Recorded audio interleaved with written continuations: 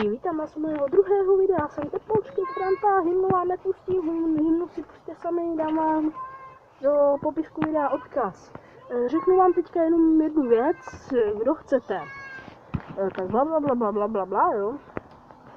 Řekneme si tak, promiňte za kvalitu videa, mám Cube 1 nejstarší edici, vyval jsem Lenovo P70, Instagra hodila ze schodu rozbila.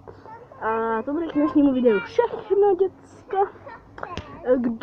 Kdo nemá YouTube, tak si ho stáhněte, dejte odběr a like samozřejmě. Nemám kapesník. A omlouvám se vám, že je tady moje sestra se mnou. Tak chvilku vydržte a děkuji, že jste se na moje video podívali.